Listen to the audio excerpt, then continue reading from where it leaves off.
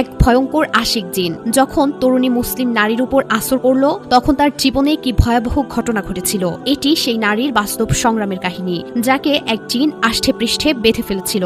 আর সেই জিন কোনো সাধারণ ছিল না, সে ছিল বৌদ্ধ ধর্মাবলম্বী এক শক্তিশালী জিন। এটি ইমানের পাশাপাশি অসামান্য এই শক্তিশালী জিন। এটি ইমানের শক্তি, ধৈর্যের পরীক্ষা এবং কুরআনের অলৌকিক প্রভাবের এক জীবন্ত সাক্ষ্য। কিন্তু প্রশ্ন হলো, সেই বৌদ্ধ জিনই বা শেষ পর্যন্ত কেন ইসলাম গ্রহণ করলো? পুরো সত্য জানতে আমাদের সাথে থাকুন এবং বেশি করে শেয়ার করে দিন। প্রিয় দর্শক, আমরা যে পৃথিবীতে বাস করি তার বাইরেও কিছু আছে এক অদৃশ্য জগৎ, এক সমান্তরাল বাস্তবতা।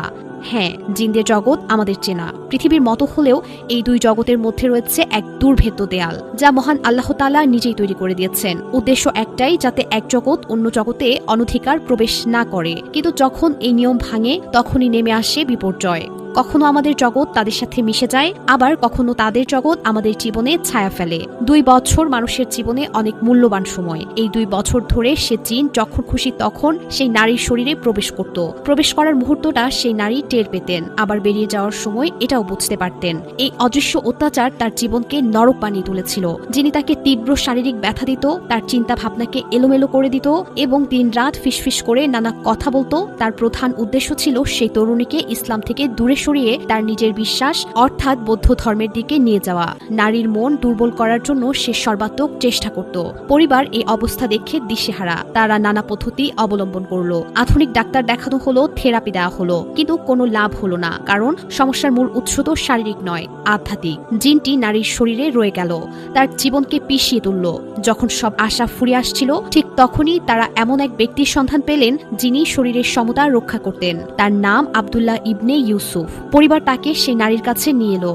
আব্দুল্লাহ ইবনে ইউসুফ অত্যন্ত শান্ত এবং প্রজ্ঞার সাথে কুরআন তেলাওয়াত শুরু করলেন। আর তখনই ঘটল সেই অলৌকিক ঘটনা। প্রথমবারের মতো জিনটি সাড়া দিল।